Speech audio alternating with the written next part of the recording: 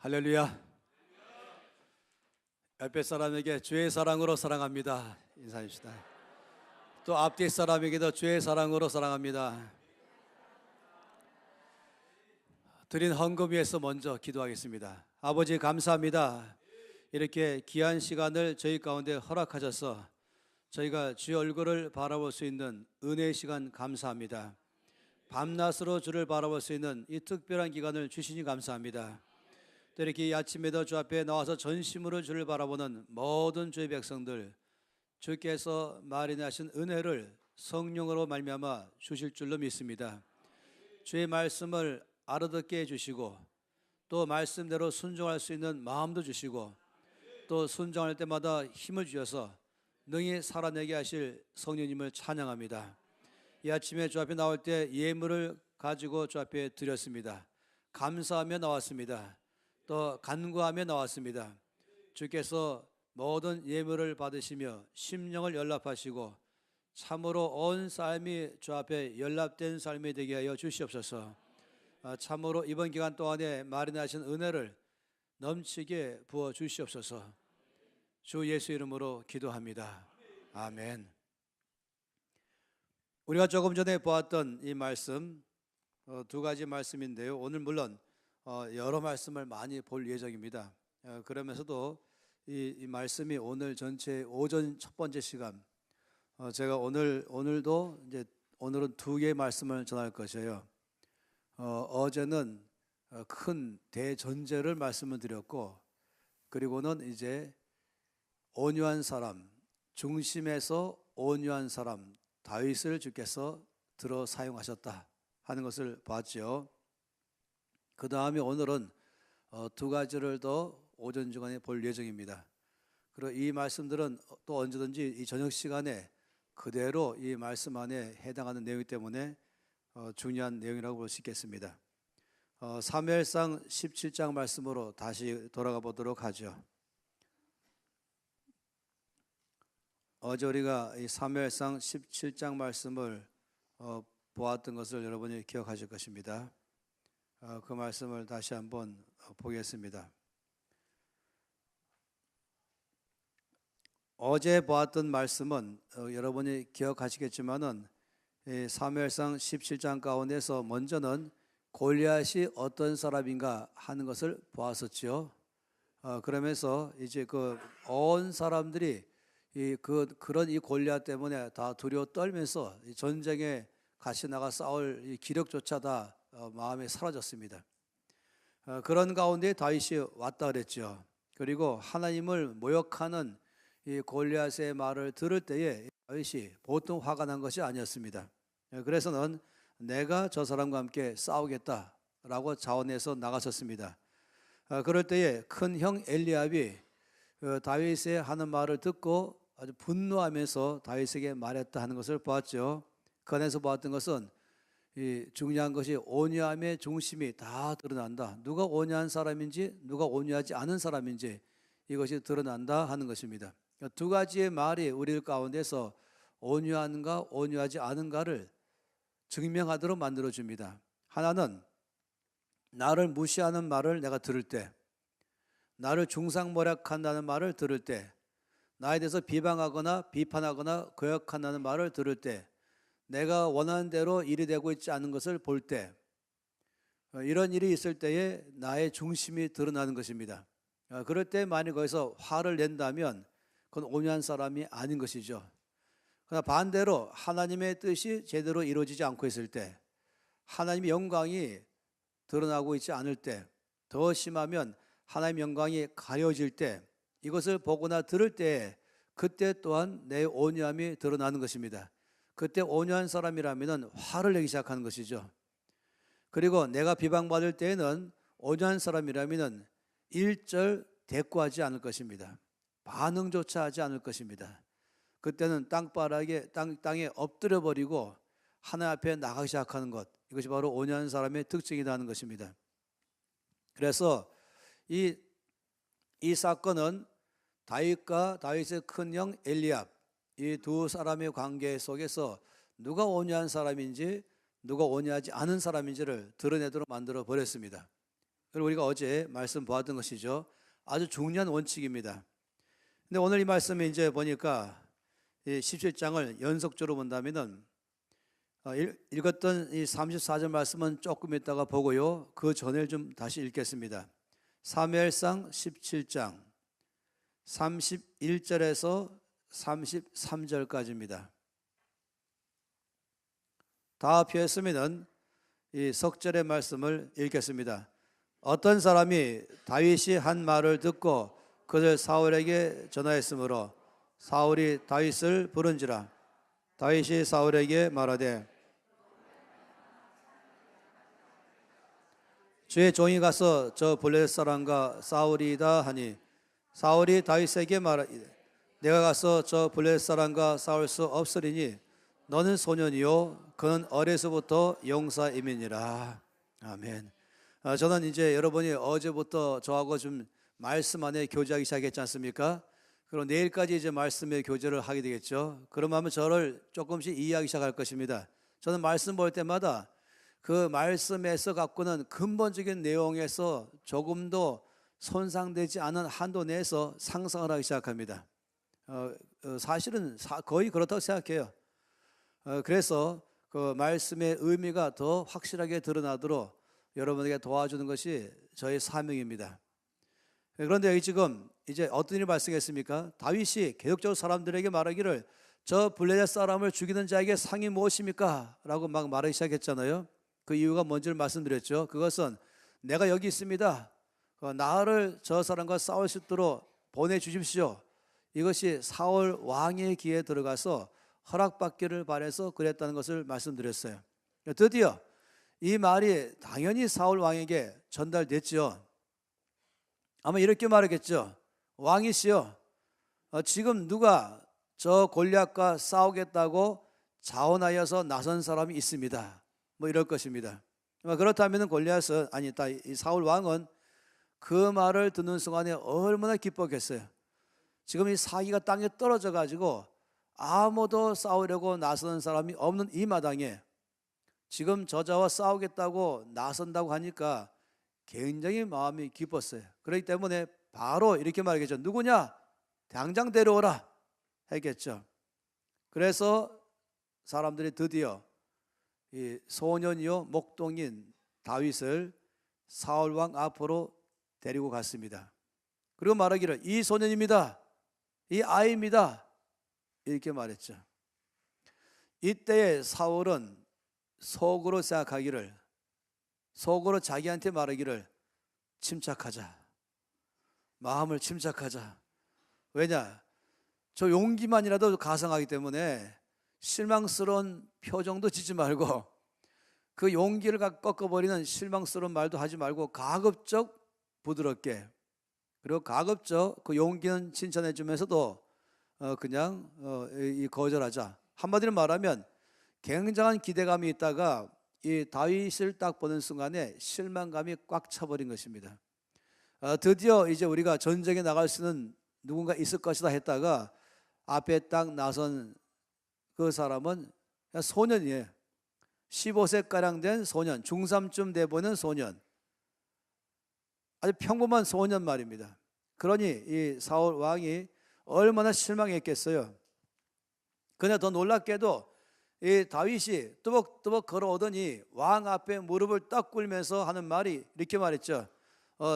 그런 말미암아 사람이 낙담하지 말 것이라. 주의 종이 가서 저 블레셋 사람과 싸우겠습니다. 왕이시여 염려하지 마십시오. 낙심하지 마십시오. 제가 바로 나가서 저자와 싸우겠습니다. 이렇게 말한 거예요. 이때의 왕이 뭐라고 말했습니까? 내가 가서 저 블레셋 사람과 싸울 수 없다.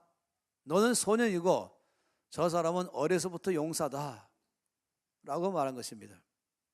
다윗은 아주 당당하게 왕이시여 제가 나가 싸울 테니까 낙심하지 마십시오 라고 말했지만 왕은 아주 부드럽고 절제된 언어로 너는 나가 싸울 수 없다. 너는 소년이지 않냐? 그리고 저 사람은 어려서부터 용사다. 이렇게 말했어요. 이럴 때에 다윗이 한 말이 아까 읽었던 그 말씀인 것입니다. 이 34절부터 37절까지 말씀은 이렇게 사울 왕이 너는 나가 싸울 수 없다라고 말할 때에 너는 평범한 소년이고 저 사람은 어려서부터 용사다라고 말할 때 다윗이 거기에 어떻게 반응했느냐 하는 것이 이 말씀이에요. 저는요 성경 전체 가운데서 가장 제가 좋아하는 109절을 택한다, 100군데를 택한다 그러면은 그 중에 한 군데가 이 말씀인 것입니다. 저는 이 말씀을 참으로 좋아합니다.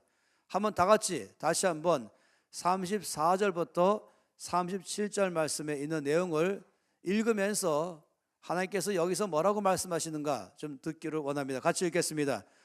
다윗이 사울에게 말하되 주의 종이 아버지의 양을 지킬 때에 사자나 곰이 와서 양떼에서 새끼를 물어가면 내가 따라가서 그것을 치고 그 입에서 새끼를 건져내었고 그것이 일어나 나를 해하고자 하면 내가 그 수염을 잡고 그것을 쳐 죽였나이다.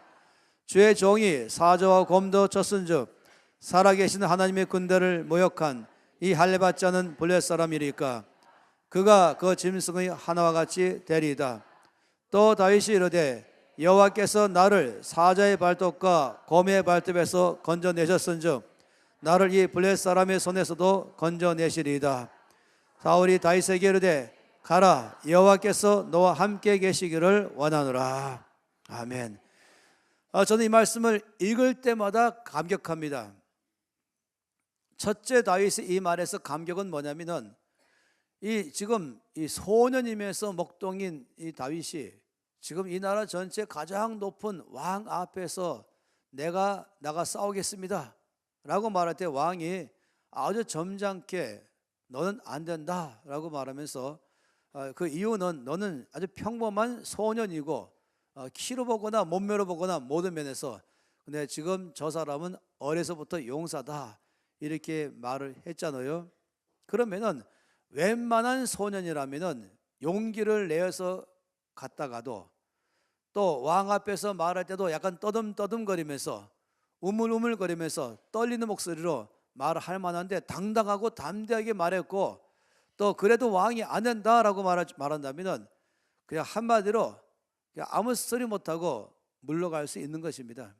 기가 질려가지고 그 왕의 위험에 눌려가지고 그렇지 내가 용기를 낸다고 말한다 할지라도 뭐 왕이 허락하지 않은 걸 어떻게 해? 하면서 그냥 뒤로 물러갈 수가 있는 것입니다. 그런데 다윗은 뒤로 물러가지 않았다는 것이 일단 저에게 굉장한 감동인 것이에요. 이 보통 소년이 아닌 것이에요. 그러면서 다윗이 지금 자기가 나가겠다는 것을 쭉 설명했습니다. 결국 왕이 마지막으로 가라 하면서 다윗이 나가 싸울 수 있도록 허락했죠. 이 다윗이 한 말 가운데서 전 두 가지 보고 싶은데 먼저 보고 싶은 것이 있습니다. 이 다윗 안에서 무엇을 우리가 배울 수 있을까? 이렇게 말하고 싶어요. 여러분이 이해할 수 있는지 모르겠어요. 설, 뭐 좀 나와 있나요? 예, 한번 맞춰보세요. 고맙습니다. 설득력. 전 다윗에게서 먼저 놀랍고 감탄스러운 것은 설득력인 것입니다. 설득력은 뭡니까? 상대방의 마음을 바꾸는 힘을 말하는 것입니다. 왜 이것을 제가 아주 귀하게 여기냐면은 저는 이제가 살아오면서 무수히 많은 회의를 했지 않겠어요? 회의, 미팅. 무수히 많은 미팅, 뭐 리더십 미팅을 시작해서 국내외적으로 각종 미팅을 얼마큼인지 모를 정도로 평생을 회의 속에 살아왔었죠.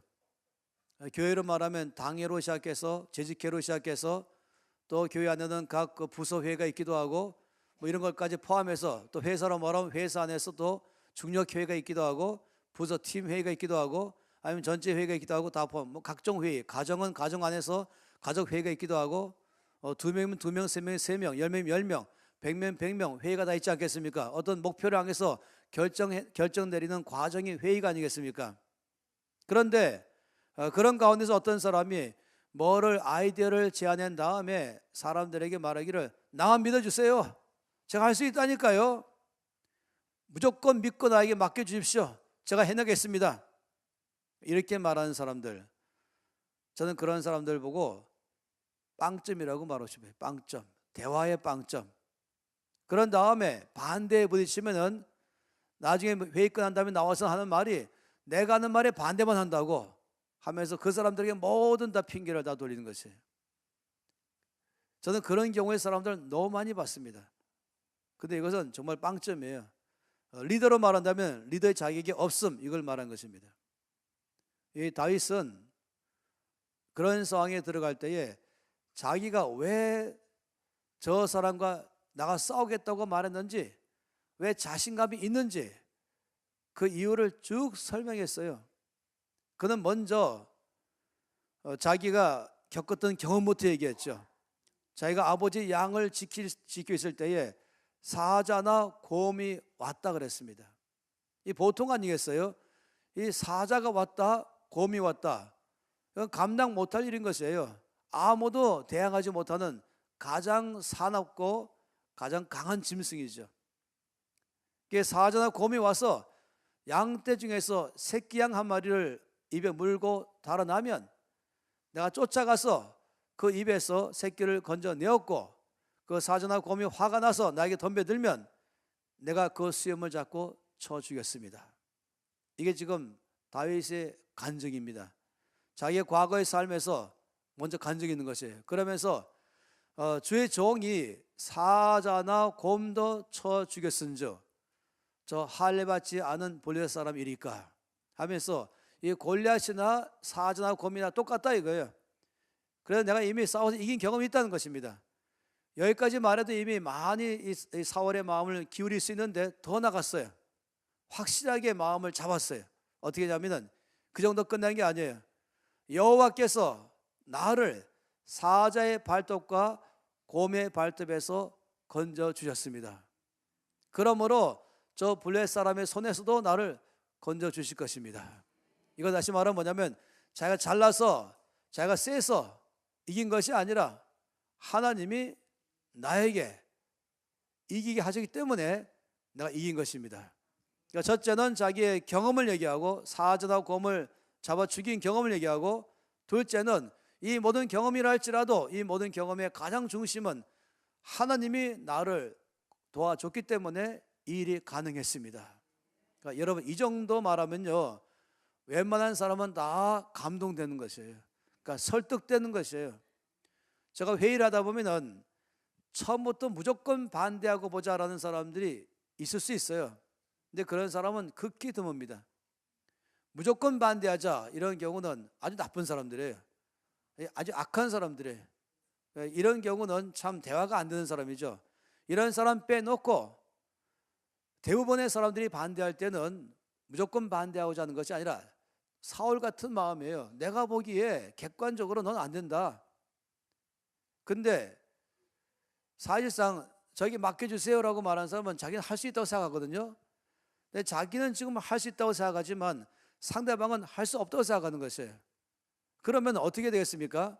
상대방에게 내가 왜 할 수 있는지에 대해서 그걸 설명을 자세하게 하게 해서 상대방을 그럼 알아듣게 해야 되는 것입니다. 그러니까 상대방이 알아들을 수도 없으면서 무조건 나만 믿어주세요. 내가 할 수 있다니까요.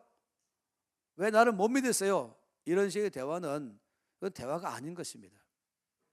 그런 대화를 하면 안 되는 것이에요. 저는 여러분에게 말씀을 드리는 것입니다. 여러분이 정말로 직장 안에서나 가정 안에서나 교회 안에서나 맡겨진 모든 영역에서 정말 영향력을 발휘하는 사람이 되고자 한다면 설득력을 배워야 되는 것입니다. 내가 이것이 왜 확신이 있는지 여기 대해서 상대방도 내가 아직 확신을 가질 수 있도록 도와주는 것입니다. 흔히 이것을 갖다가 백밀러로 상대방을 보여준다. 예를 들어서 이제 우리가 머리 깎으러 갔잖아요. 그 머리 딱 깎고 난 다음에 저는 이제 미용실을 가니까 커트하러, 그럼 이제 미용사가 친절하게도 거울을 가지고 제 뒷면을 비추고 앞에 거울 보게 하는 거예요. 그리고 어디 마음에 드세요? 안 보이니까 안 보이잖아요. 근데 상대방은 제 뒷머리를 자기가 깎은 것을 보여서 제 마음에 드는지 확인하기 위해서 이 거울을 대잖아요. 이것이 백밀러라고 말하지 않습니까? 이렇게 해서 내가 못 보는 것을 이 백밀러를 통해서 보게 해주는 것, 이게 바로 설득력인 것입니다. 그래서 확실하게 내가 왜 이것이 자신 있는지, 내가 지금 보고 있는 게 무엇인지, 근데 상대방 안 보이는 거예요. 안 보이니까 반대하는 것이죠. 근데 내가 보고 있는 바를 백밀러를 통해서 보여주면 상대방도 아 그렇군요. 당신이 말하는 바가 뭔지 이제 내가 알겠습니다. 그러면 이 일을 당신에게 맡기겠습니다. 이걸 결정하지요. 이렇게 할 수 있는 것입니다. 지금 다윗이 그렇게 한 것이에요. 사울 왕이 못 보고 있는 게 있잖아요. 사울 왕은 몸에 앞만 보고 있었어요. 다윗 소년, 골리앗 거인, 용사, 이게 전부인데 안 보이는 게 뭐였습니까? 다윗이 어떻게 살았는지, 또 하나님이 다윗을 어떻게 도우셨는지, 이거는 사울은 모르고 있는 것입니다. 그래서 이 다윗이 이것을 보여줌으로 사울의 마음을 돌이켰어요. 이것을 갖다가 설득력, 이렇게 말한 것이죠. 이것은 정말로 우리가 앞으로도 많이 배워야 될 중요한 요소입니다. 이것은 정말로 우리가 작게는 가정 안에서, 친구 사이에서, 그리고 교회로 말하면 부서 회의에서 시작해서, 또 더 말하면 당회를 포함해서, 또 말한다면은 회사의 팀장 회의거나 부서 회의를 포함해서 어디서나 우리는 이와 같은 면을 배워서 정말로 모든 사람이 다 이해할 만큼의 설명해 주는 작업들이 필요하다 하는 것입니다. 이것이 바로 설득력입니다. 그런데 오늘 이 전반부 시간에 제가 말하고자 하는 바는 여기 있는 게 아닙니다. 저는 이 다윗이 한 말 때문에 감동됐습니다. 다윗이 지금 사자나 곰이, 양을 지킬 때 사자나 곰이 와서 새끼 양을 입에 물고 갈 때 쫓아가서 그 입에서 양을 건져내고, 그리고 사자나 곰이 수염을 잡고 쳐 죽였다. 하나님이 나를 도우심으로 이 일을 이뤄냈습니다. 이렇게 말했던 이 다윗의 이 말 속에서 제가 어느 면에서 감동된지 아십니까? 그건 이겁니다. 어제 제가 일부러 길게 말씀한 게 있었어요. 그건 뭐냐면 이제 사무엘이 하나님이 택하신 자를 기름 붓기 위해서 베들레헴에 갔고, 거기 가서 이새를 부르고 이새의 아들들을 다 오게 했었잖아요. 목적은 바로 이새의 아들 중에 한 명을 하나님이 이미 왕으로 택했다 하셨으니까 그 자를 찾아내서 기름 부어 왕으로 삼는 게 목적이었습니다. 이 중요한 목적으로 갔는데, 이 중요한 시간에 이새가 이제 사무엘의 요청대로 아들들을 다 데리고 왔죠. 근데 사실은 다 데리고 온 것이 아니었습니다. 막내만 빼놓고 왔다는 것이었습니다. 생각해 보세요. 대통령이 여러분을 청와대로 초청하면서 아들들을 다 데리고 오세요 라고 말하면 얼마나 중요한 기회겠습니까? 이참에 대통령에게 눈도장 찍어 놓으면 이만큼 좋은 기회가 어디 있겠어요? 미국 가 있던 아이라도 당장 지금 전화 걸어서 비행기 빨리 바꿔서 타고 오라 라고 말할 판이 아니겠습니까? 이 중요한 기회 말입니다. 그런데 지금 사무엘이 말한 건 그보다 더 중요한 것이에요. 그런데 이새가 막내 다윗은 빼놨다. 그리고 보니까 어제 말씀드린 것처럼 순서가 돼서 지금 양치는 것이 아니라 저 강원도 산골짜기에 공장을 지어놓고 공장 책임져라 하는 것도 같이 그 정도의 삶으로 아예 다윗의 맡은 직무였어요.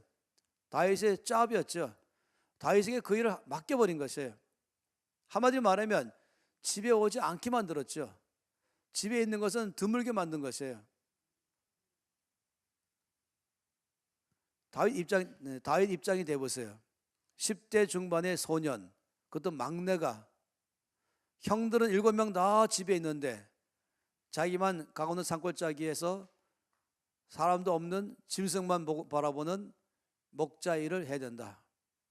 이 굳은 일, 힘든 일, 어려운 일, 여러분 지금부터 이 3000년도 더 전 얘기이기 때문에 양의 우리라고 해서 무슨 에어컨 나오겠어요? 아니면은 양이 우리의 지붕이 제대로 있겠어요? 옛날에 안 그랬어요. 그냥 울타리만 쳤었죠. 불편하게 짝이 없는 삶을 살았고, 둘째는 외로운 삶을 살았고, 친구가 만나지 못하는 이 10대 소년이면은 다 친구를 그리워하는 때이고, 또 집에서 아빠 엄마의 사랑을 받고 싶은 그때의 정서고, 자기가 가고 싶은 것, 하고 싶은 것을 많이 하고 싶은 때가 바로 10대 중반인 것입니다. 그런데 이 모든 것이 다 자기에게는 기회가 없어졌습니다. 소외감, 외로움, 거절감, 박탈감, 모든 혜택에서 다 제외된 것, 집에서 형들만 누리고 자기는 그 모든 것에서부터 다 제외됐다는 것. 다윗 입장 생각해 보세요. 여러분이 다윗이라면 다윗의 기분을 여러분 이해하시겠어요?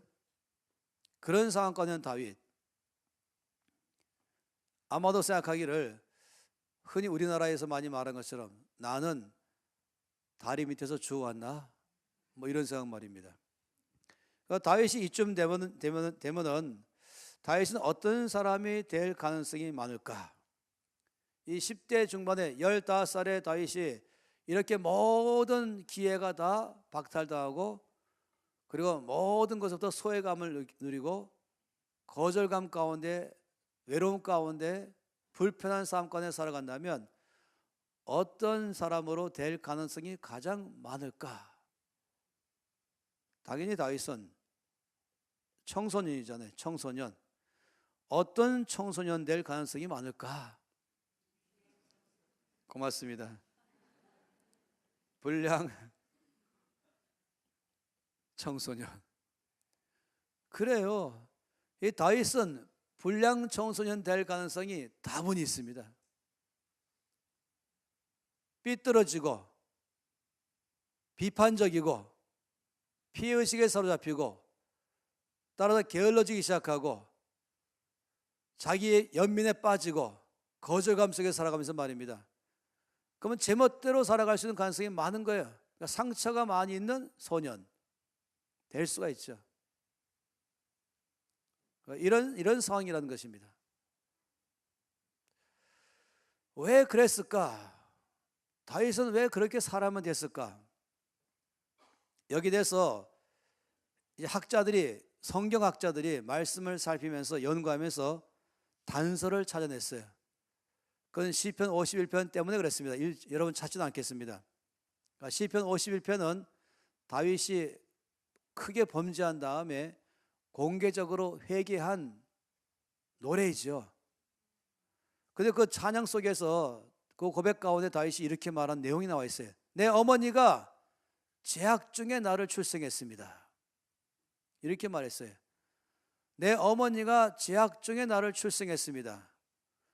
이 말 가지고 일단은 이렇게 해석할 수 있을까 하는 거예요. 원죄론.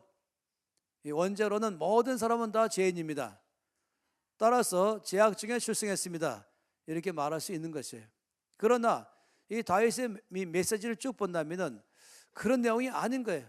아무리 봐도 이것은 원죄론을 말하는 게 아닌 것입니다. 재학 중에 나를 출생했습니다 하는 이 각도를 보면 이것은 아무리 봐도 다윗의 출생이 의심스럽다 하는 것입니다. 이건 다르게 말하면 많은 학자들이 이제 결론 내리기를 다윗은 사생아였을 것이다 라고 말한 것이에요. 정상적 가족관계 안에서 태어난 아들이 아니라 부적절한 가운데서 태어난 아들, 집에 두고 있기에는 껄끄러운 존재, 다른 사람들과 사이 속에서 분란이 일어날 수 있는 존재. 다윗이 나빠서가 아니란 말입니다. 다윗 출생 자체가, 다윗이라는 이 존재 자체가 이 가족들 안에 있게 되면은 상당히 어려움을 줄 수 있는 존재. 그래서 다윗을 멀리 빼내서 다윗도 보호해 줘야겠다 하는 것입니다. 우리나라에 그런 비슷한 얘기 많이 있잖아요. 가장 대표적인 예가 홍길동입니다. 홍길동이 말한 유명한 말 아세요? 아비를 아비라 부르지 못하고 뭐 이런 얘기 있잖아요. 늘 대감님 이렇게 부르면서 종 중에 하나처럼 그 집에 사는 것만도 감사할 정도로 말입니다. 그러니까 더 심한 경우도 많이 있잖아요. 그러니까 분명히 다윗의 7명의 형들은 같은 배에서 난 형제들이 아닐 것이다. 거의 확실한 것이에요. 이복 형들인 것이죠. 그러니까 나이 차이가 촘촘히 된 이유도 있는 것이에요. 배다른 형제들이기 때문에 그런 것이죠. 그러면서 다윗은 완전히 격리된 채로, 이게 소외된 채로 삶을 살아왔습니다. 따라서 이 정도라면 말씀드린 것처럼 불량 청소년 될 가능성이 많은데, 다윗은 오히려 그 시간들을 올바른 반응을 하기 시작했습니다. 오히려 그것은 다윗은 하나님 앞에 가까이 가도록 만들었죠. 하나님 앞에서 자기 마음의 외로움을 다 터놓을 수가 있었습니다. 기도로 바뀌어버렸어요, 외로움을. 그리고 하나님께 대한 찬양으로 바뀌기 시작하고, 그 외로움 가운데 엄하게 사는 것이 아니라 오히려 악기를 다루면서 그걸로 하나님을 예배하는 사람으로 바뀐 것입니다. 참 놀랍지요. 저는 이 이야기를 이 청소년 청년 집회 때도 많이 말하면서, 따라서 부모 잘못 만났다고 하면 엄하게 살지 마라. 가정 환경이 안 좋다고 해서 함부로 살지 마라. 다윗 같은 사람도 그런 상황 가운데서 정신 차리고 살았는데, 그래 살지 마라 얘기하는 것이. 그 다윗은 만일에 불량 청소년의 방향으로 갔다면 다윗이 가장 싫은 게 뭔지 아세요? 양들일 것이에요. 이 양들 때문에 내가 이 모양 이 고생한다 생각하면서 자기 막대 지팡이로 양들을 보호해야 될 사람이 양들을 심심하면 때리기나 하고, 푸른 초장과 실만한 물가는커녕 아무 데 가서 마음대로 먹고 살아 하면서, 너희들 때문에 나를 힘들단 말이 하면서 게으르고 나태하면서 불성실하면서 늘 입이 쭉 나오고 불평하면서 살아갈 가능성이 많지 않겠어요? 그런데 만약 그랬다면은 지금 사자가 나왔어요. 그러면은 그렇지 않아도 이 일 하고 싶지 않은데 잘 됐다, 냅다 도망갔을 거예요. 너 왜 왔냐? 그러면은 사자가 나타났어요. 그럼 누가 뭐라 했어요? 핑계거리 다 되잖아요. 딴 것도 아니고 여우도 아니고 늑대도 아니고 오소리도 아니고 사자. 그럼 도망가도 괜찮은 거죠. 뭐 양떼 다 버리고 이거 하기 싫은데 핑계거리 자리 있잖아요. 아니면 사자가 와서 이 사자는 갑자기 조용히 있다가 습격하잖아요. 그러면 웬만한 이제 양들은 후닥 튀기 시작하는데, 어리버비한 양은 거기서 그냥 어떻게 할지 모르고 딱 굳어 있어요. 바로 이게 먹잇감인 거예요. 그게 바로 어린 양들이죠. 새끼 양들. 새끼 양들은 그 위기 순간에 어떻게 해야 할 줄 몰라서 우왕좌왕할 때, 그때 사자는 그중에 가장 어리석은 양 딱 잡아서 어린 양 잡고 가버린 것이에요. 그러면서 이 사자가 말하기를 다윗에게, 나 한 마리만 가져간다. 알았지? 그러면 다윗이 넙죽 엎드려 절하면서, 사자님 고맙습니다. 그리고는 이제 동네 가서 말하기를, 나는 사자가 나타났어도 어린 양 한 마리밖에 잃지 않았다 하면 자기가 얼마나 용감한지 모든 양들을 지켰다 이러면서 말할 수 있지 않겠어요? 그런데 다윗이 그렇게 안 했죠. 사자가 와서 다윗에게 만일에 말하기를, 나 어린 양 한 마리다, 큰 양도 아니고 이건 괜찮겠지? 이렇게 말했다면 다윗이 뭐라고 말했겠어요? 안 돼! 내 아버지가 나한테 맡긴 양은 한 마리도 내가 이룰 수 없단 말이야. 내놔! 그러면서 달려갔죠. 그러면 사자가 화가 나서, 아니 지금 내가 많은 양을 해친 다음에 그중에 한 마리 잡은 것이 아니라 모든 양은 다 놔두고 이 새끼 한 마리 가져온, 이것도 안 되냐? 안 돼! 다윗은요, 이 소년 다윗은 저 사자를 내가 이길 수 있는가 없는가에 관심 있는 게 아니었어요. 그는 자기에게 맡겨진 양떼들을, 아버지가 맡긴 양떼들을 위해서는 목숨까지 버릴 마음이 있었다는 것입니다. 자기한테 맡겨진 모든 일에 대해서는 내 목숨도 버릴 각오가 있다는 것이에요. 자기 자신부터 안전을 챙기고 자기 이익부터 챙기고 자기 것부터 챙기고 이렇게 하는 게 아니라, 나를 희생하면서 나를 포기하면서라도 나한테 맡겨진 이 일을 목숨같이 바쳐가면서 끝까지 해내는 것, 저는 여기에서 감동한 것이에요.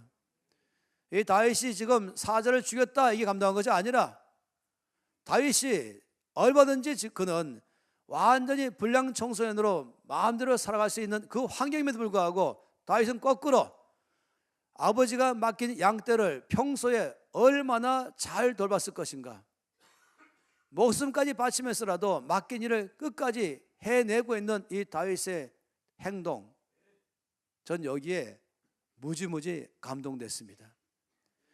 이것에서 다윗의 중심이 드러난 것입니다. 그 중심이 뭔지 아십니까? 그 중심이 바로 충성인 것입니다. 오죽하면 죽도록 충성하라라고 말했을까? 충성, 이 하나님께서 말씀한 충성, 이 다윗이 갖고 있는 이 태도는, 이 행동은 충성인 것이에요. 굉장한 것이죠. 안 그렇겠어요? 정반대로 불충성할 만한 그런 환경적인 조건이었지만은, 그러나 다윗은 그런 식으로 제멋대로 살아간 사람이 아니라 맡겨진 일에는 자기 자신의 이익과 안전도 돌보지 않고 자기 중심의 삶을 살지 않고 맡겨진 일에 목숨까지 바칠 각오로 그 일을 끝까지 해내는 행동, 이것을 충성이라고 말한 것입니다. 여러분, 아까 시편 101편 6절 말씀 읽으셨죠? 다시 한번 보겠어요. 이제 이렇게 보면서 이 말씀 보시면 달리 보일 거예요. 제가 이렇게 다윗의 이 설명을 드린 다음에 시편 101편 6절 말씀을 그리고 보기 시작한다면요, 이 말씀이 달리 보일 거예요. 101편 6절 말씀 함께 읽겠습니다. 내 눈이 이 땅에 충성된 자를 살펴 나와 함께 살게 하리니 완전한 길에 행하는 자가 나를 따르려다. 저는 이 말씀에 대해서 아주 오랜 세월 동안에 저는 이 말씀을 심장에 품고 있습니다. 여기 보세요. 하나님의 눈이 이 땅에 사람을 살핀다 그랬습니다. 관찰하면서, 이건 다르게 말하면 하나님이 지금 사람을 찾고 있는 거예요. 어떤 사람, 나와 함께 살 사람, 어떤 사람, 나를 따를 사람, 어떤 사람, 내가 갖고 있는 나의 뜻을 이룰 사람, 내가 누구를 통해서 나의 뜻을 이룰 것인가. 어제 말씀 시작했잖아요. 하나님은 놀라운 그의 뜻을 이미 계획을 세우신 다음에 누가 나의 뜻을 이룰 것인가, 내가 누구를 통해서 이룰 것인가 하면서 그 사람을 찾는 것이에요. 그럴 때 하나님이 찾는 사람이 누굽니까? 여기 뭐라고 말했습니까? 충성된 사람. 하나님께서 하나님의 일을 맡길 사람을 찾으시는데 어떤 사람을 찾으시는가? 충성된 사람. 이게 가장 중요한 것이에요. 이 충성이라는 단어가 뭡니까? 어떤 사람이 충성된 사람입니까? 다윗이 바로 그런 사람 아니겠어요? 나한테 맡겨진 일은 누가 나를 알아주든지 알아주지 않든지, 나에게 이익이 오든지 이익이 오지 않든지, 이것 때문에 내가 앞날에 잘 될 것인지, 이것이 나의 앞날의 성공을 보장할 것인지 아닐 것인지, 여기에 관계하는 것이 아니라, 거기에 신경 쓰는 것이 아니라, 나한테 맡겨진 이 일을 내가 끝까지 잘하기 위해서는 내 목숨까지 바치겠다. 이게 충성인 것이에요. 저는 여러 교회에 말씀 전할 때에 이런 사람 봤어요. 증경 여전도 회장. 여전도 회장인데 증경이에요. 그런데 교회에 잘 안 나와요. 왜 그랬더니 이제 1년 임기를 마치고 총회를 딱 끝나는 순간부터 교회 안 나오는 거예요. 왜냐? 상처받았어. 1년 동안 회장하는데 부회장도 있고 총무도 있고 서기회계도 있고 임원진이 있는데 뭐 수시로 모이자 그러면은 애가 학교 가서 뭐 집에 뭐 해서 뭐 신랑이 뭐 해서, 그럴 때마다 회장은 나는 애가 없나? 나는 신랑이 없나? 근데 다 핑계대고 이리저리 빠지고 회장만 딱 남는 거예요. 회장이란 죄 때문에 그건 나와야 되는 것이에요. 그러니까 속에서 부글부글 아니 같이 일하자고 해놓고 하다 보니까 나만 남았네. 그래서 나중에는 아주 섭섭해졌죠. 이 교회 귀신 중에 제일 큰 귀신이 섭기 아세요? 섭기. 이 섭섭 귀신. 또 주로 많이 쓰는 거 상처받았다. 또 세 번째, 또 잘 쓰는 거 시험 들었다. 이 세 가지. 난 시험이 들었다. 난 상처받았다. 난 섭섭하다. 이 증경 여전도 회장은 바로 그런 사람이에요. 시험 들었다. 나 상처받았다. 나 섭섭하다. 그러니까 교회 이전처럼 열심히 아닌 거예요. 이런 사람들 가끔씩, 아주 가끔씩 만나는 것입니다. 그렇다면 저는 보기에 이런 것이 충성이 없는 사람이죠. 알아주든지 말든지 다른 사람 어떻게 반응하든지 상관없이 나에게 맡겨진 일이 이거라면은 목숨 바쳐가면서 그를 해내는 사람. 충성이란 말은 뭔지 아시죠? 중간에 마음이 바뀌지 않는 사람. 가다가 내 마음에 안 들면 관두는 사람이 아닌 사람. 내 마음에 안 들든 상관없이 누가 나를 칭찬하든 알아주든지 말든 상관없이 일단 나에게 맡겨진 것이라면 끝까지 마음을 변치 않냐고 해내는 사람. 이런 사람을 충성된 사람이라고 말한 것입니다. 하나님께서 어떤 사람에게 일을 맡기시는가? 중심에 충성된 사람. 능력이 많은 사람이 아니라, 똑똑한 사람이 아니라, 말 잘하는 사람이 아니라 충성된 사람. 저라도 그렇게 하겠어요? 여러분도 그렇게 할 것이에요? 어떤 사람이 내가 일을 맡길 것인가 마음 놓고 당연히 충성된 사람. 잠언 25장 13절 말씀 읽겠습니다. 잠언 25장 13절입니다. 저는 이 말씀 참 좋아합니다. 25장 13절 읽겠습니다. 충성된 사자는 그를 보낸 이에게 마치 추수하는 날에 얼음 냉수 같아서 능히 그 주인의 마음을 시원하게 하느니라. 참 놀라운 말씀이에요. 충성된 사자는 그를 보낸 이에게 마치 추수한 날에 뭐 같다고요? 얼음 냉수 같다. 여러분 알잖아요. 추수하는 날에 하루 종일 태양빛 아래서 뜨거운 태양 아래서 땀 뻘뻘 흘리면서 지금 이제 추수하는데 누가 얼음을 동동 띄운 냉수를 갖다 줬다. 그러면 그걸 마시면서 뭐라고 하겠어요? 한 잔 마시면서 이야, 이 속에서부터 시원하다. 그 주인의 마음을 시원하게 하느니라. 충성된 사람을 뭐라고 말합니까? 얼음 냉수 같은 사람이다. 또 다르게 말하면 어떤 사람입니까? 주인의 마음을 시원하게 하는 사람이다. 이 충성된 사람은 하나님의 마음을 시원하게 한다. 이것이에요.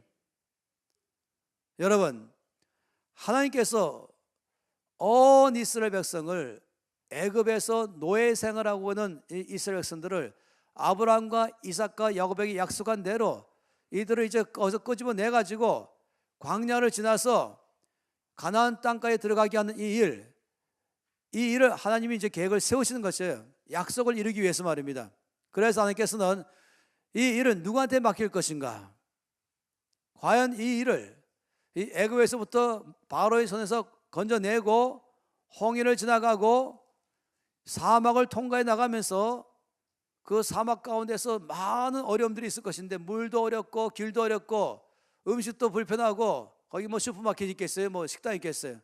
사막인데 도로도 정비 안 돼 있고 상하 수도 시설은 안 돼 있고 전기 시설, 에어컨 시설, 식당도 없고 되어 있는 거 아무것도 없고 화장실 하나도 없고 이런 모든 상황 가운데 그것만 아니라 또 많은 들짐승도 있고 중간중간마다 거기에 이 광야에 살고 있는 이 마치 우리가 산적 또는 해적처럼 그런 데서 지나가는 사람들을 또 모든 것을 다 빨아먹는 그런 아주 악한 원수들도 있잖아요. 이런 모든 위험하고 어려운 상황 가운데서 통과해야 되는데 과연 내가 누구한테 이런 일을 맡기면 좋겠는가? 어떤 사람에게 맡기는 게 좋을 것인가? 정치학자에게 맡길까? 경제학자에게 맡길까? 교육학자일까? 아니면은 이 법이 필요하기 때문에 법을 잘하는 사람에게 맡길까? 법관 출신에게? 아니면은 여기 중요한 이 양식 문제니까 이건 지금 식량의 전문가에게 맡길 것인가? 이 도로가 지금 크게 문제니까 이 지리학자에게 맡길 것인가? 뭐 각 방면에 필요한 사람 너무 많이 있지 않겠어요? 이 질병이 많이 돌아가니까 어떤 보건위생에 탁월한 사람이 맡길 것인가?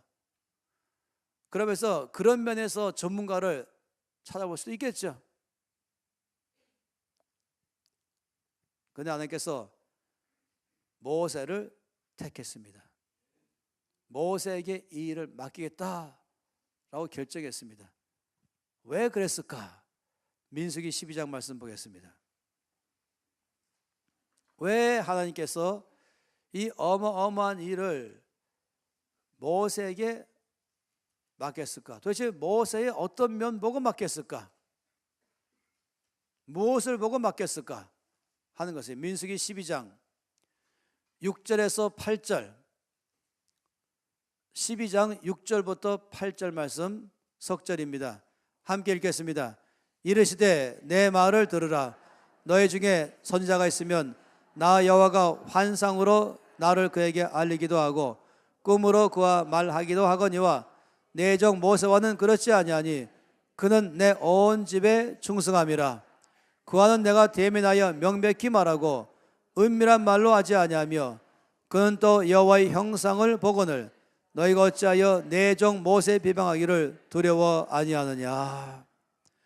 이 말씀 보면요, 하나님이 이렇게 말씀했어요. 하나님이 하나님의 종들에게 말씀하실 때에 다 똑같지 않다라고 말한 것이, 일반적인 그의 종들에게는 하나님께서 말씀할 때 꿈을 통해 말씀하시고 환상 통해 보여주시지만은, 그러나 모세하고는 그렇게 안 하신다. 그 모세하고는 어떻게 말씀했습니까? 대면하여 말씀하신다. 다시 말해 명백하게 말씀하신다. 은밀한 말로 아니하신다. 여러분, 굉장한 차이를 아시겠죠? 이 모세와의 하나님과 관계는 다른 모든 종들과 전혀 다른 차원에 하는 것이에요. 왜 하나님은 모세에게 이렇게 가까이 명확하게 말씀하실까? 그 이유를 뭐라고 말했습니까? 거기 말씀에 그 이유는 그는 나의 온 집에 충성함이라. 여러분, 하나님께서 이 모세를 부르실 때에 그때 모세 나이가 몇 살인지 아세요? 80세였습니다. 사실 여러분 한 가지 아시죠? 모세가 40세 때 자원했었어요. 하나님, 제가 일하겠습니다. 제가 하나님 일하겠습니다 라고 자원했어요. 그때 하나님은 아니, 나 너를 안 쓰겠다. 그래서 모세를 안 썼어요. 근데 40살 때의 모세는 인생의 하이라이트입니다.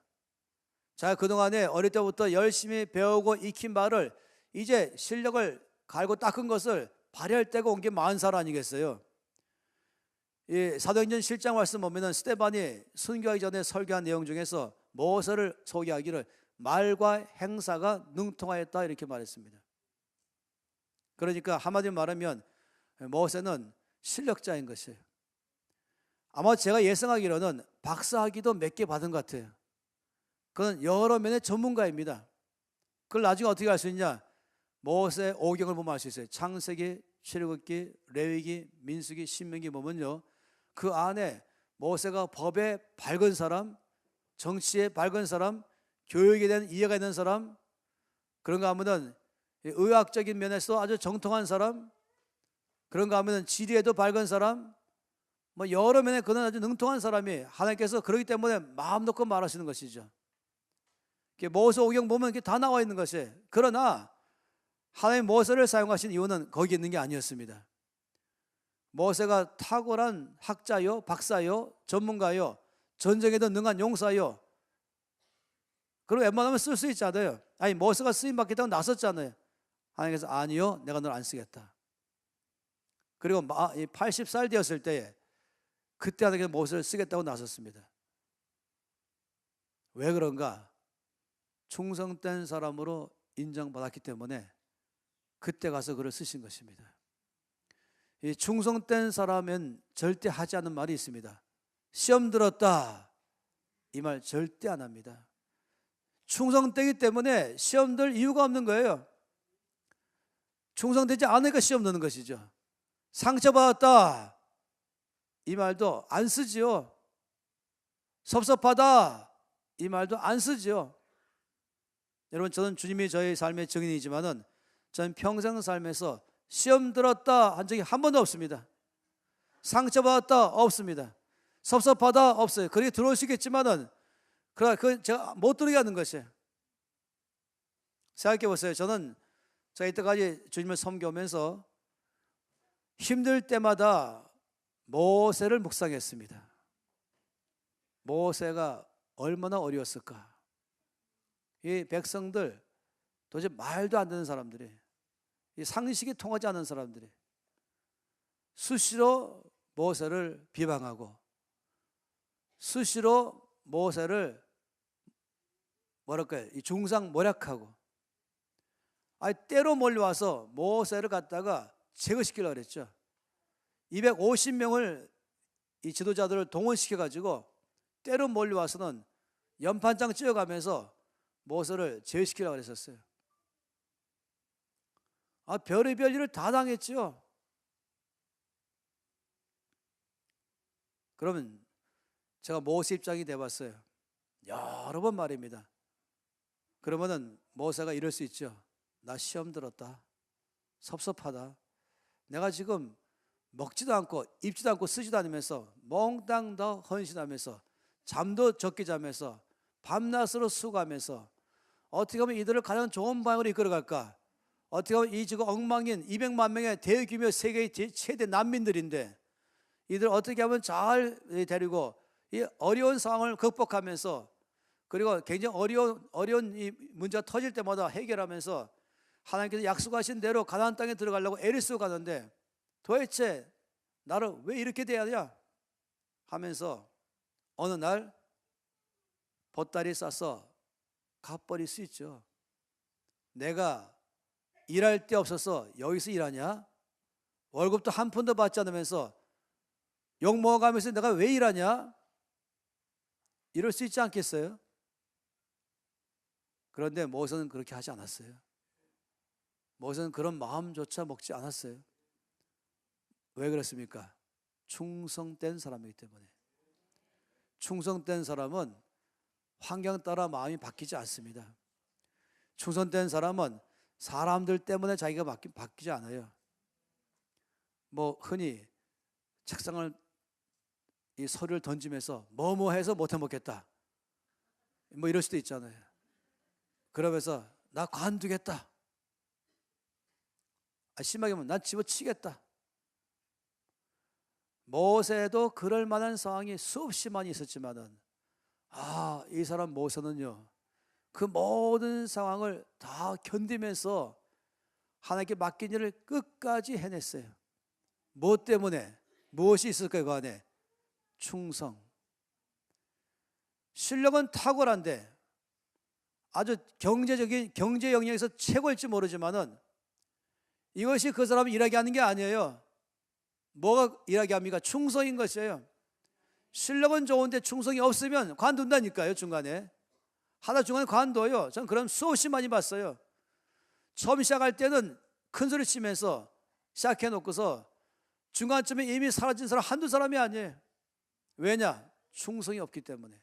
다 이유가 있어요. 누구 때문에 싫어서, 뭐 때문에 힘들어서, 섭섭해서, 상처받아서, 핑계 다 되지요. 모든 핑계는 자기 때문에 관두는 게 아니라 뭐 때문에 관둔다는 핑계 다 대고 가버린 것이에요. 저는 한 단체에서 35년간 한 번도 쉬지 않고 일했습니다. 그리고 35년간 일한 다음에 4년 전에 완전히 사임했습니다. 전 대학 졸업할 때, 졸업하는 그 해에 2월 달에 졸업하고 3월 말에 들어왔어요. 이 단체 안으로. 여러분이 그 단체를 아실 수도 있을 거예요. 그러면서 일했죠. 그리고 처음부터 월급 한 푼도 받지 않았어요. 35년간 월급 1원도 받지 않았어요. 사람들이 이렇게 물어봐요. 당신은 그 단체에서 간사로 일한 동안에 옮길 마음이 있었습니까? 그럼 제가 이렇게 말해요. 예, 1000번도 더 있었습니다. 그런데 마음에서만 보따리 쌌다 풀렀다 했습니다. 한 번도 행동으로 옮긴 적은 없었습니다. 왜? 행동을 옮길 만한 용기가 없었어요. 왜냐하면 하나님이 저보고 그 단체에서 일하라고 말씀했거든요. 그 단체 들어가기 전에 저는요, 한국에서 제일 좋은 대기업에 합격됐어요. 하나님께서 아니라 말씀했어요. 그래서 합격된 전보가 날라왔을 때 그 전보를 꾸겨서 바로 쓰레기통에 버렸어요. 주님이 아니라고 말씀하시니까. 저는 신학교에 입학했죠. 신학대학원에. 근데 입학했지만은 합격했지만 안 들어갔어요. 왜냐, 주님께서 아니라고 말씀하시니까. 넌 이 단체에 들어가라. 월급 받지 말고 일해라. 내가 너를 보낸다. 그 다음 해에 지금 저보고 신학교 들어가라. 들어가지만 여기서 일하면서 공부해라 라고 말했어요. 그러면서 어렵지요. 어디나 어려운 데 다 있어요. 어떤 사람 너무 어려워서 사람 살지 않는 무인도로 이사 갔대요. 더 이상 사람이 싫어서. 이제 드디어 안심하구나 하면서 야자나무 아래서 쉬고 있는데 원숭이가 위에서 던져버린 거예요, 야자를. 그래서 사람에게 상처 안 받고 원숭이 상처받은 거예요. 그래서 더 이상 상처받지 않고 살기 원하십니까? 그럼 아버지 나라 가면 되는 거예요. 아버지로 가는 것밖에 없어요. 이 땅에 사는 나는 각오가 있어야 됩니다. 이 땅에서는 저런 사람 만나지 않게 해주세요라고 하지 말라 했죠, 어제요. 그러면 피하면 뭐라 했었죠? 더 센 놈 만난다. 그러니까 방법은 하나밖에 없어요. 아버지, 제가 해결책은 제가 충성하는 것입니다. 저 사람이 바뀌는 게 아니고 누가 나를 알아주는 것도 아니고 환경 바뀌는 게 아니라 바뀌는 건 나에겐 나만 바뀌는 게 어떻게 충성된 사람은 살기로. 누가 어떤 상황이 뭐라든지 알아주든지 말든지 상관없이 이 일이란 참 재밌어요. 제가 이 35년간 일하면서 꼭 이 영어로 러브콜 이렇게 말하잖아요. 어디서부터 저를 부르는 거예요. 어느 교회에서. 저는 교회에 담임 목사를 한 번도 안 했습니다. 왜냐하면 제가 결정했거든요. 성기단체에 있으면서 목회하면은 그러면은 혼란이 올 것이다. 성기단체는 성기단체로서 교회와 함께 일해야 된다. 이게 전적으로 앞장선 사람이었습니다. 따라서 목회를 한다 그러면 간사 그만두세요. 왜냐하면 그래야 둘 다 보호될 수 있으니까. 그렇기 때문에 좋은 교회에서 저보고 오라 그럴 때 그때는 꼭 어떤 때인지 아시죠? 힘들 때, 참 마음속에 어려울 때 그때 부르는 거예요. 한국에서 해외에서 부르는 거예요. 그때 꼭 그때 불러요.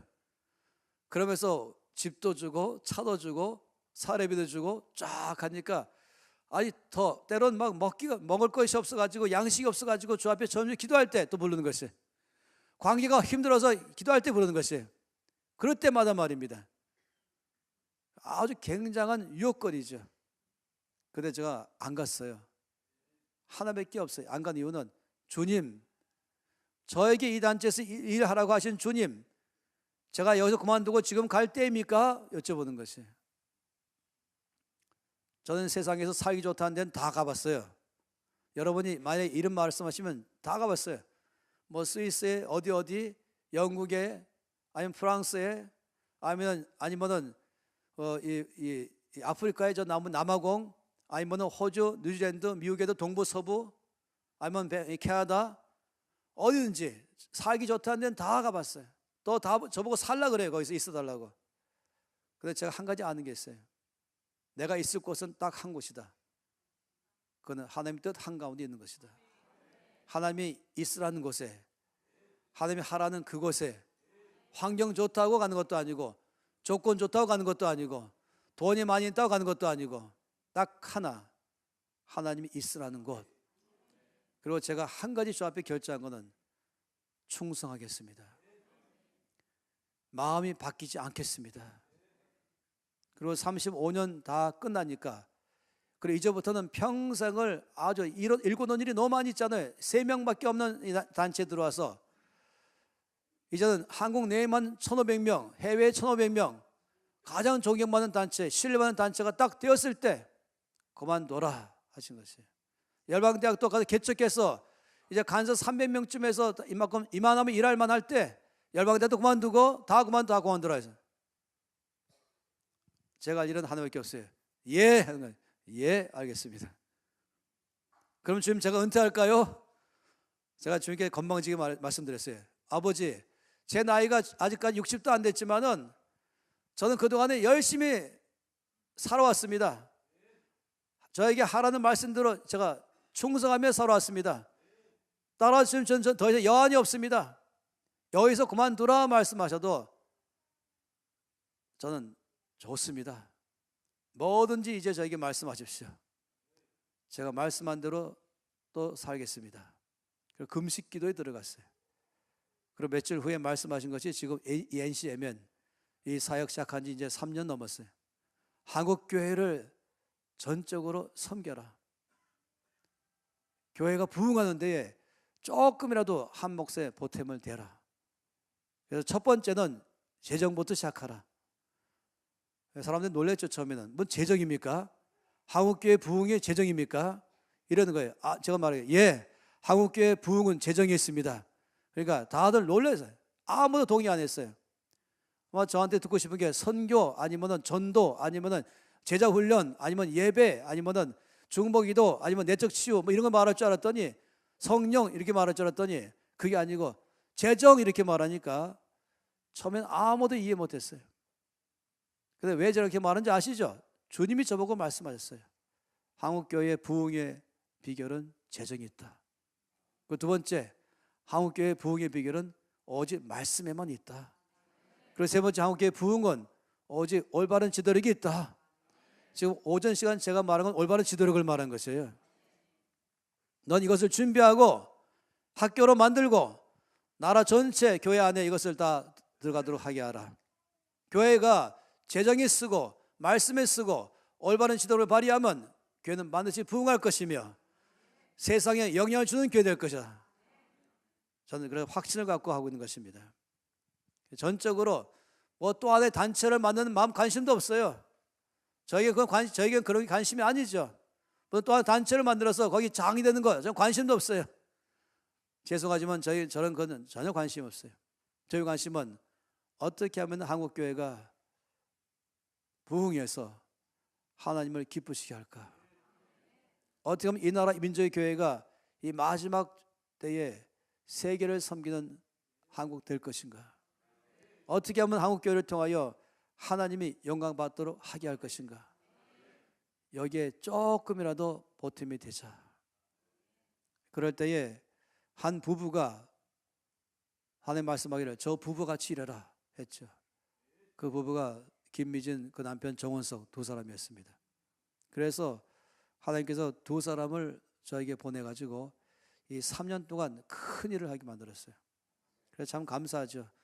그러다 아직도 여기까지도 아니에요. 더 큰 일은 한국교회가 부흥하는 것을 보기를 원합니다.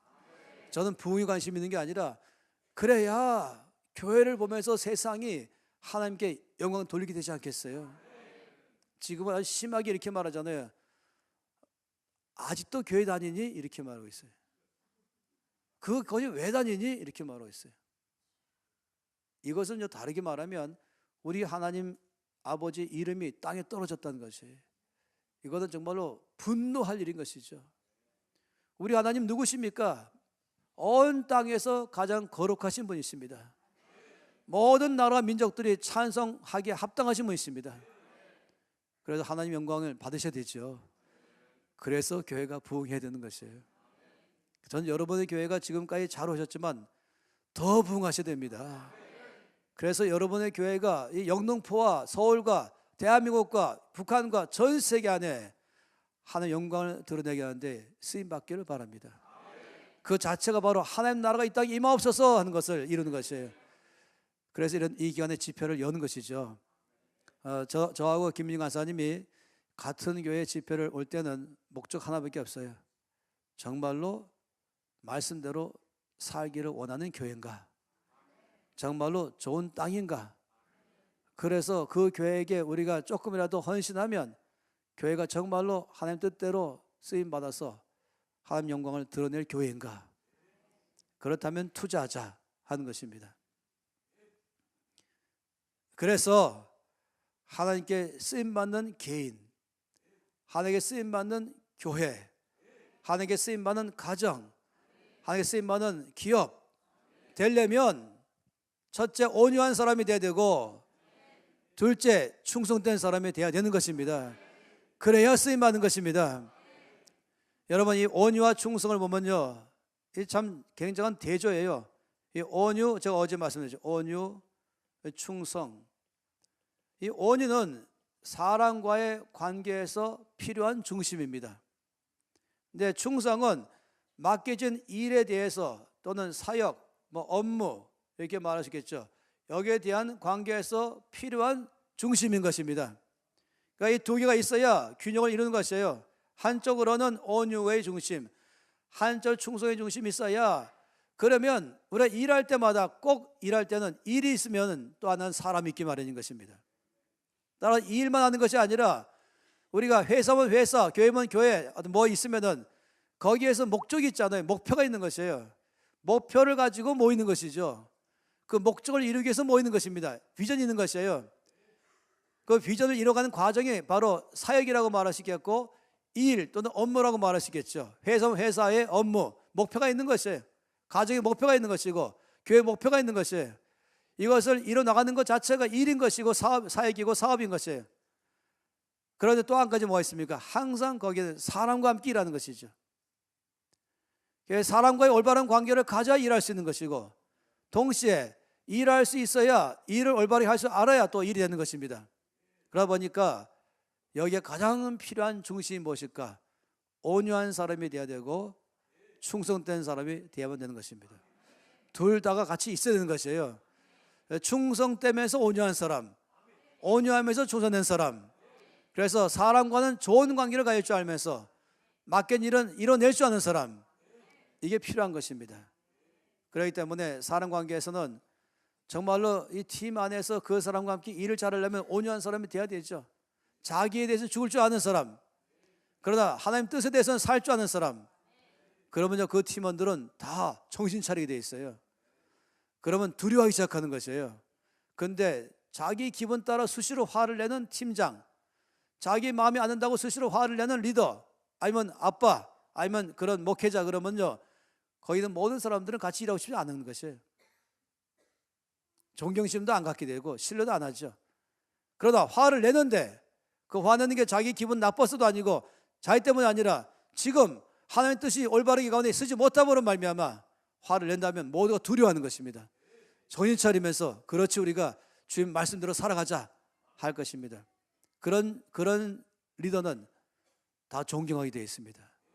그런 리더는 사람들이 진정한 두려움이 있는 것이에요. 아, 정말로 하나님의 사람이구나. 신뢰를 하게 되는 것이죠. 그러면서도 또한 맡겨진 일이면은 너희들 앞장서라.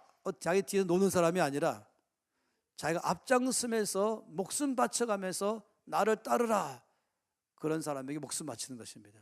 바로 충성된 사람인 것입니다. 할렐루야. 여러분, 이 충성된 사람으로서 또 한 가지 대표적인 사람이 누구냐면 사도 바울입니다. 디모데전서 1장 12절 말씀 보겠습니다. 저는 이 말씀을 또한 이 100군데 중에 한 군데로 제가 이 말씀을 좋아합니다. 디모데전서 1장 12절, 얼마나 놀라운 말씀인지 모르겠어요. 디모데전서 1장 12절 한 절 말씀 다 함께 읽겠습니다. 나를 능하게 하신 그리스도 예수 우리 주께 내가 감사함은 나를 충성되이 여겨 내게 직분을 맡기심이니. 자, 이 말씀 보게 되면요 세 가지 사항을 알 수 있어요. 첫 번째는 예수께서 나를 능하게 하셨다. 두 번째, 예수께서 나를 충성되이 여기셨다. 세 번째, 예수께서 나에게 직분을 맡기셨다. 자, 그러면요 이 세 가지를 보시면서 순서를 매겨보세요. 제일 첫 번째가 뭐겠습니까? 제일 첫 번째는 뭐겠습니까? 그렇죠. 제일 첫 번째가 충성입니다. 하나님께서 먼저 바울을 보시면서 이 사람은 충성된 사람인가 아닌가 이걸 먼저 보신 것이에요. 여기다라는 단어가 굉장히 중요한 단어예요. 여기다, 이 단어는요 두 가지가 포함되어 있어요. 하나는 회계장부를 기입하다가 있어야 되는 것이에요. 회계장부를 기입하는 거 아시잖아요. 수입과 지출, 잔액 모든 거 다 들은 거마다 자세히 적어야 되고 나가는 거 다 적어야 되고 잔액이 정확해야 되고, 그래서 모든 게 이 균형이 밸런스가 맞는 것이죠. 이게 바로 이 회계장부인 것이에요. 다시 말하면 우리 모든 삶을 낱낱이 다 살펴보고 조사한 다음에 마지막으로 평가하기를 이 사람은 충성된 사람이다 라고 인정하는 것. 다시 말하면 검증된 사람, 다시 말하면 증명된 사람, 몇 가지 테스팅에 통과된 사람, 이럴 때 쓰는 단어가 여기다는 단어인 것이에요. 이 단어는 한 번에 딱 보고 말하는 게 아니라 이 단어의 독특함은 바울을 보자마자 하나님께서 충성된 사람, 이게 아니라 바울의 모든 삶을 다 조사하신 것이에요. 그리고 또 검증하고 또 검증하고 또 증명하고 또 증명하고 또 테스팅하고 또 테스팅하신 다음에 마지막에 결론 내리기를 바울 너는 충성되다. 이게 바로 예수께서 나를 충성되이 여기셨다. 그럼 두 번째가 뭐겠습니까? 그렇죠. 두 번째, 직분을 맡기는 것이에요. 그 다음에 충성된 사람에게 직분을 맡겨요. 그리고 세 번째가 뭡니까? 그 직분을 감당할 능력 주시는 것이에요. 여러분, 이것은요 이 세상과 전혀 다릅니다. 세상은 능력 있는 사람에게 일을 맡깁니다. 그러나 하나님 나라는 능력 따라 일을 맡기는 것이 아니라 충성 따라 일을 맡깁니다. 그런 다음에 이 충성된 사람이 맡은 일에 일을 열심히 충성하면 거기에 필요한 모든 능력을 주십니다. 성경에서 말씀했어요. 여러 차례 말씀하기를 능력은 여호와께 속하였다. 여러분, 하나님은요 능력이 없어서 사람 쓰시는 게 아니에요. 하나님은 충성된 사람을 통해 쓰시는 것이에요. 근데 여러분 아시죠? 교회도 뭐 직분 맡으라 그러면은 이 세상이 갖고 있던 생각이 그대로 가고 있어요. 나 자격이 없습니다. 나 그럴 만한 힘이 없습니다. 나는 그 일을 맡을 만한 능력이 안 됩니다. 그러면은 착각에 빠지신 것이에요. 하나님께서 일을 맡길 때는 능력 보고 맡기는 게 아니라 충성 보고 맡기는 것입니다. 그러면 그 사람은 자기가 할 수 있는 한 최선을 다하는 거예요. 충성하는 거예요. 그럼 놀랍게도 하나님께서 능력 부어주시는 것이에요. 그래서 그 일을 할 수 있도록 갑자기 없던 능력이 나오는 것이에요. 여러분 아시기 바랍니다. 이거는 제가 말씀 이것은요 교회 봉사만 말하는 게 아니에요. 교회 봉사도 포함해서 목회자든지 교회 직분 어떤 직분이든지 모든 면에 여러분 앞으로 평생 이걸 기억하십시오. 충성된 사람에게 일을 맡기신다. 능력 보고 맡기지 않으신다. 맡은 사람 충성하면 능력 주신다. 근데 이것은요 교회만 말하는 게 아니라 직장도 마찬가지인 거예요. 여러분이 앞으로 맡는 모든 직장들, 나에게 맡긴 어떤 일들인지 거기에 충성만 다하십시오. 그러면 능력 필요하면 능력 주시고 지혜 필요하면 지혜 주실 것입니다. 이것이 참 놀라운 것이죠. 그러면 참 중요한 게 뭐냐면은 하나님은 바울이나 모세나 모두 다윗이나 저나 여러분이나 일을 맡기 전에 충성된 사람인가를 먼저 다 테스팅하신다 그랬는데, 그럼 하나님의 이 충성된 사람인가 알아보는 이 시험 과목이 무엇일까 하는 것이에요. 도대체 어떤 영역으로 보시면서 우리를 테스팅하실까? 이게 바로 누가복음 16장입니다. 함께 보겠습니다.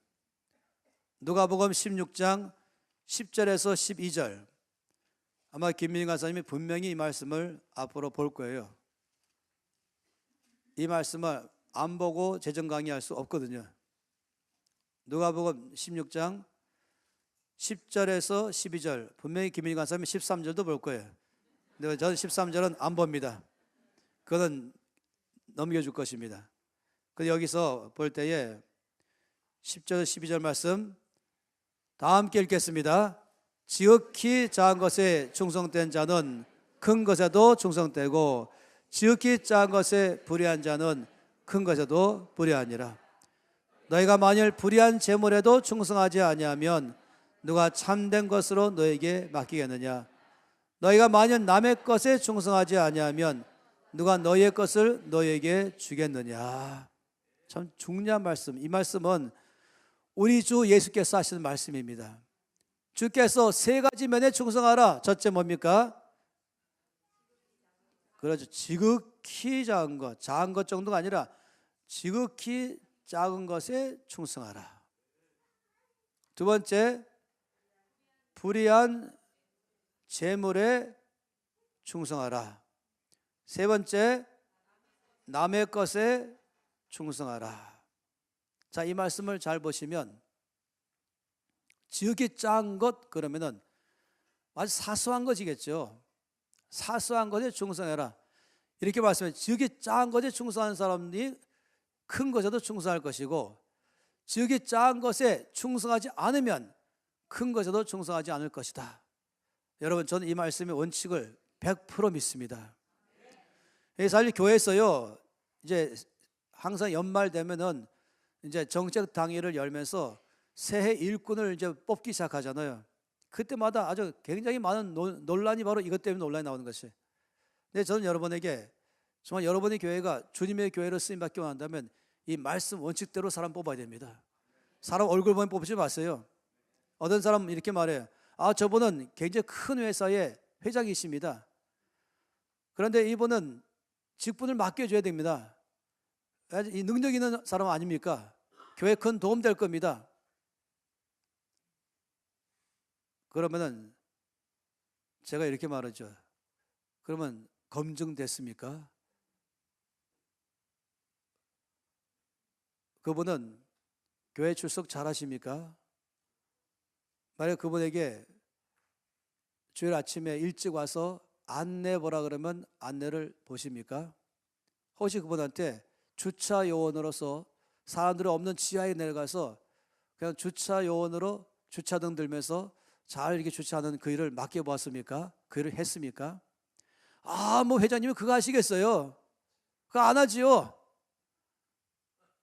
그렇지만은 회장님이니까 그럼 맡기면 잘하지 않겠어요? 저는 그렇게 맡겼다가 항상 실패했습니다. 이렇게 말하겠죠. 주차 요원 좀 해주세요. 그러면은 속으로 내가 지금 회장인데 이 주일날 와서 지하에 내려가서 주차 요원 할 군번이냐? 안 오지요. 심지어 이 주보 나누죠. 안내 요원 하라 그래도 띠를 띄우고 안 하려고 그러죠. 그러면서 교회 중요한 일을 맡기면 하겠다는 것이에요. 죄송하지만 말씀대로 하셔야 됩니다. 만약 그분이 정말로 여러분이 보기에 아, 교회 안에서 봉사를 원하신다면 처음부터 덥석 큰일 맡기지 마시고 주차 봉사부터 맡기셔야 됩니다. 안내 봉사부터 맡겨야 됩니다. 가장 밑바닥에 있는 것부터 맡겨놔봐야 돼요. 주님 말씀대로인 것입니다. 그런 일은 안 하면서 큰일 맡기면 처음엔 너무 잘해요. 드디어 나를 알아주는구나. 근데 몇 달 못 가고 다 끝내버려요. 끝까지 간 사람 본 적이 없어요. 왜냐?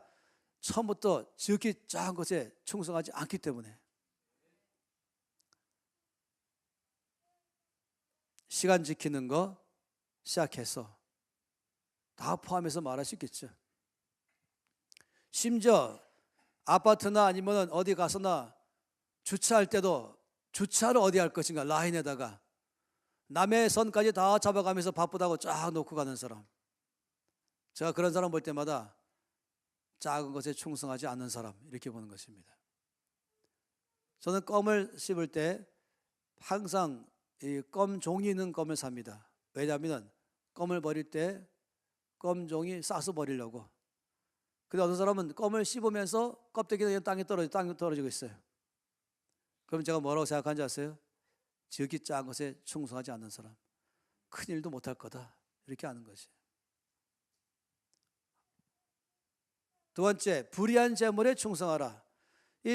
우리가 좀 관심 있는 건 불의하다는 말이에요.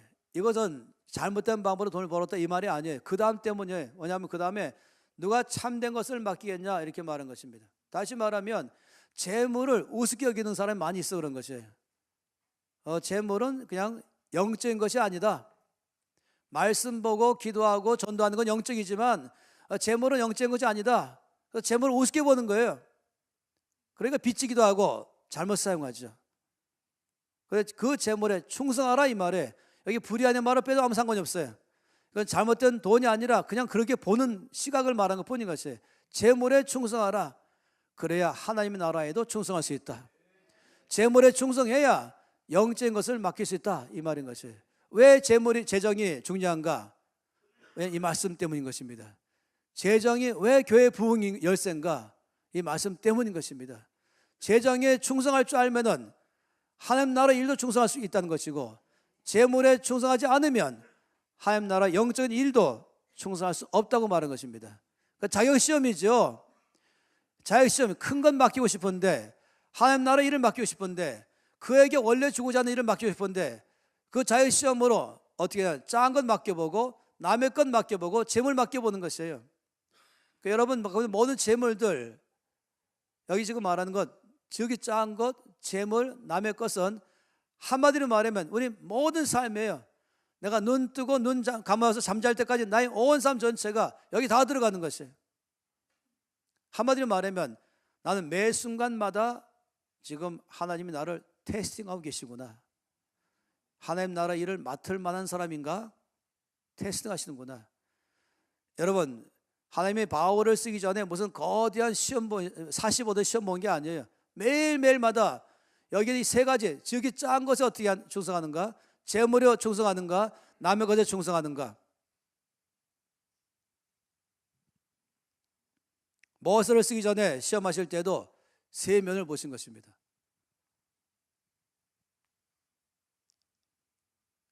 남의 집이라고 빌려 쓰면서 전세나 사고세 쓰면서는 함부로 쓰면 자기 집이라면 깨끗이 쓰겠다. 절대 그럴 수 없습니다. 전셋집에 자기 집처럼 쓸 줄 알아야 그런 사람이 자기 집도 자기 집처럼 쓸 줄 아는 사람인 것이에요. 공중 화장실에 물 쓸 때에 남의 것이라고 물을 막 쓰면서 자기 집은 물을 아껴 쓴다. 그럴 수 없다는 것입니다. 공중 화장실에 불도 크고 깰 때에 남의 것이니까 막 함부로 불 다 켜는 것이 아니라 내 것처럼 쓸 줄 알아야 나의 것도 쓸 줄 안다. 공중 화장실에 화장지는 둘둘 말아 쓰면서 자기 집은 두 칸만 떼어 쓴다. 그럴 수 없다는 것입니다. 남의 것에 충성할 줄 알아야 자기 것도 충성한다. 이게 원칙인 것이에요. 화장실에서 물 쓸 때 막 쓴다. 하나님이 장부 정리하고 계세요. 물 쓰는 것 충성치 못함. 이것이 바로 여기다 이것이. 불 쓰는 거 마찬가지로. 저희는요, 사실상 이 아연이 아니라 이 신길 성결교회에 대해서 너무 감사한 것이, 어제도 말씀드린 것처럼 이 건물을 쓸 수 있다는 게 너무 감사해요. 왜냐하면 400명에 500명 가까이 되는 사람들이 모일 장소가 필요하고, 60개 이상의 소그룹이 필요하고, 또 식당이 필요하고, 또 공간에 접수대가 필요하고, 활동 무대가 필요한데, 또 앞에도 무대가 커야 되고, 기왕이면 저는 늘 부채꼴 모양의, 여기 거기 가깝잖아요. 여기 있어야 강의할 때에 너무 다 잘 접근하고, 이럴 만한 장소가 너무 없는 거예요. 제가 이때까지 발견한 제일 좋은 장소 어딘지 아세요? 신길교는 두 번째예요. 어디냐면은 아연 성결교회였어요. 거기는 성결교단에서 건물을 새로 지었어요. 그리고 1층은 아트홀, 아예 처음부터 극장식으로 지었어요. 그러니까 이 무대도 이거보다 2배 커요. 그리고 앞이 쫙 되어 있어요. 그리고 너무 잘 돼 시설이. 그래서 주차도 너무 잘 돼 있어요. 이 신결교회하고 거의 똑같아요. 그런데 우리가 1년에 토요일마다 쓰면서 1억을 주겠다고 그랬어요. 근데 우리 보고 나가래요. 시끄럽다고 나가라는 거예요. 좀 죄송하기도 하죠. 근데 뭐 물건을 잘못 썼다는 건 아니죠. 정말로 저희들이, 제가 늘 말하기를 충성하라. 남의 것에 충성하라. 그래서 이쪽 교회, 뭐 어떤 데 교회밖에 없어요. 그런 데가. 근데 어디 가든지 너무 불편한 거예요. 근데 그 다음으로 좋은 데가 바로 신길교회를 드디어 만났습니다. 주차할 수 있지. 여기 이제 얼마나 좋습니까? 딱 들어오지. 식당이 있지, 바깥에 홀이 있으니까 거기서 사람들이 쉬는 시간에 마음 놓고 교제할 수 있지, 또 60개 그룹이 갈 수 있도록 몇 군데 방을 개방해 주시지. 그게 너무 좋은 거예요. 그래서 이제 1년에 이렇게 드리겠습니다 라고 계약을 맺었죠. 더 드리고 싶어요. 필요하답니다. 그러니까 사람들이 이렇게 말해. 목사님, 아예 우리가 좀 건물 하나 지읍시다 이렇게 말해. 아니요, 나 안 지을 것입니다. 왜냐하면 아니 기왕 있는 건물 서로 나눠 쓰면서 그리고 돈을 조금 더 들여서라도 서로 윈윈해야 되지.